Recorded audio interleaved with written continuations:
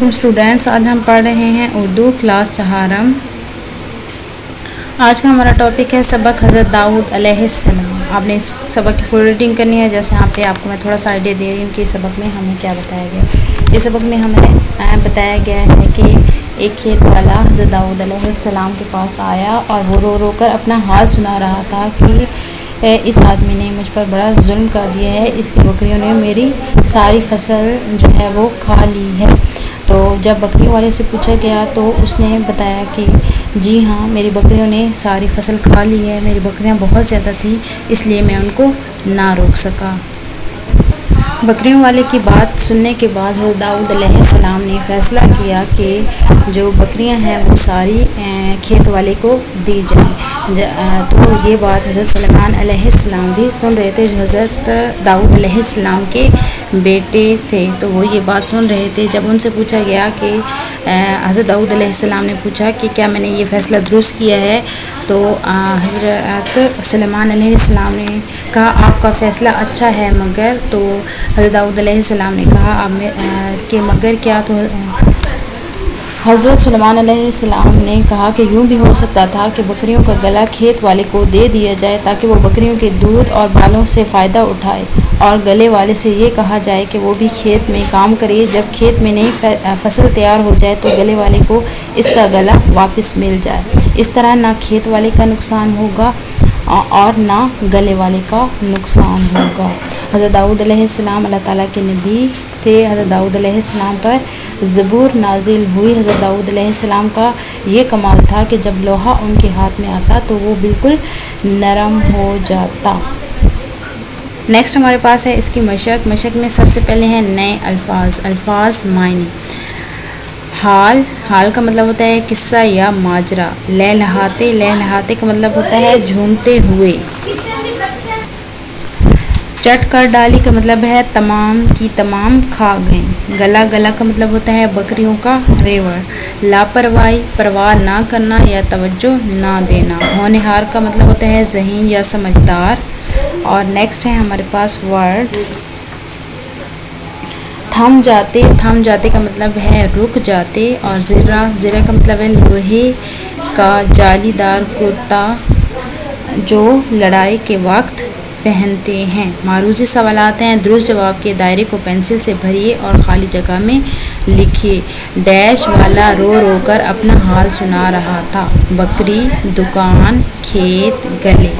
بکری کا گلا ڈیش کھیت میں گھس گیا۔ لہلہاتے بنجر، سوکھے یا خراب۔ نیکسٹ ہے ہمارے پاس حضرت داؤد علیہ السلام لوہے سے ڈیش بناتے۔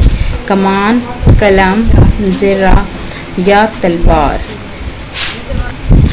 نمبر 4 پہ ہے بکریوں کے گلے کی قیمت اور ڈیش والے کا نقصان برابر تھا۔ بکری والے کا کھیت، گلے یا پھل۔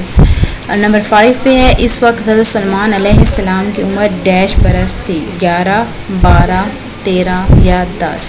اور خوش خطی میں ہے کہ اس قصے کے آخری پیراگراف کو خوش خط لکھیے اور املا کے لیے یاد کیجیے۔ سوال و جواب ہے ہمارے پاس۔ سوالوں کے جواب اپنی کاپی میں لکھیے۔ بادشاہ اور ان کے بیٹے کا کیا نام تھا؟ بادشاہ کا نام حضرت داؤد علیہ السلام اور بیٹے کا نام حضرت سلیمان علیہ السلام تھا۔ کھیت والے نے بادشاہ کو جو حال سنایا اپنے الفاظ میں لکھیے۔ تو یہ والا آپ لوگوں نے سیلف پہ ریڈنگ کر کے خود رائٹ کرنا ہے۔ زرہ کس سے کہتے ہیں؟ جو لوہے کا لباس ہوتا ہے اس کو ہم زرہ بولتے ہیں۔ بادشاہ نے کیا فیصلہ کیا؟ اس کا آنسر آپ لوگوں کو پیج نمبر 37 پہ ملے گا۔ پیج نمبر 37 سے آپ نے اس کا آنسر رائٹ کرنا ہے۔ بادشاہ کے بیٹے نے فیصلہ سن کر کیا کیا؟ بادشاہ، اس کا آنسر بھی آپ کو پیج نمبر 37 پہ ملے گا۔ حضرت داؤد علیہ السلام کے بارے میں جو 3 باتیں سبق میں لکھی ہیں وہ ترتیب وار لکھی۔ ان پر اتاری گئی کتاب زبور، اور ان کا ایک کمال تھا کہ وہ جو ہے وہ لوہا ان کے ہاتھ میں آتا تو نرم ہو جاتا۔ اور ان کا ایک اور کمال، جب حضرت داؤد علیہ السلام اللہ تعالیٰ کی بڑائی اور محبت کے گیت گاتے تھے تو انسان کیا حیوان پر بھی اثر ہوتا، اور ہوا میں اڑتے ہوئے پرندے اور دوڑتے بھاگتے جانور بھی تھم جاتے۔ نیکسٹ ہمارے پاس ہیں دیے گئے الفاظ کو اپنے جملوں میں استعمال کیجیے۔ بادشاہ، فیصلہ، ظلم، لوہے اور کتاب، ان کے آپ لوگوں نے جملے بنانے ہیں۔ نیکسٹ ہے ہمارے پاس قواعد، اور قواعد میں ہمیں ایک پکچرز دی گئی ہے اور ایک پکچر کے ہمیں 2 نام بتائے گئے ہیں، جیسے کہ ہم اس کو پھول بھی بولتے ہیں اور گل بھی بولتے ہیں۔ تو اس طرح کے جو ورڈز ہوتے ہیں جیسے پھول اور گل، تو ایک ہی جیسے معنی رکھ رہے ہوتے ہیں، تو ان الفاظ کو ہم مترادف الفاظ کہتے ہیں۔ تو یہاں پہ ہمارے پاس ہے مترادف الفاظ، ہم معنی الفاظ کو مترادف الفاظ کہتے ہیں، جیسے قریب کا مترادف پاس ہے، سیاہ کا مترادف کالا ہے۔ دیے گئے الفاظ کے مترادف الفاظ لکھیے۔ دلیر، دلیر کا آپ نے لکھنا ہے بہادر۔ شب، رات کو بولتے ہیں۔ تاریکی، اندھیرا، اجالا، روشنی، آسان، سحر۔ اور نیکسٹ ہے ہمارے پاس دیے گئے الفاظ کو الف بائی ترتیب سے لکھیے، جیسا کہ میں آپ کو پریویس لیکچر میں بھی بتا چکی ہوں کہ الف بائی ترتیب کا مطلب ہوتا ہے حروف تہجی کے حساب سے آپ نے جو ہے ورڈز کی ترتیب دینی ہے۔ تو یہ جو ورڈز کی ہمیں لسٹ دی گئی ہے، آپ نے اس میں سے جو ہے ورڈز کو دیکھنا ہے اور الف بائی ترتیب میں رائٹ کرنا ہے۔ اور سرگرمی ہے آپ کے پاس، قرآن میں جن رسولوں پر کتابیں نازل ہونے کا ذکر ہے ان کے اور ان کتابوں کے نام معلوم کر کے لکھی۔ تو ہمیں جو ہے وہ 4 کتابوں کا ذکر ہے قرآن مجید میں، تو آپ نے 4 کتابوں کے نام اور جو جس نبی پر نازل ہوں ان کے نام جو ہے اپنی نوٹ بکس پہ رائٹ کرنے ہیں۔ Thank you.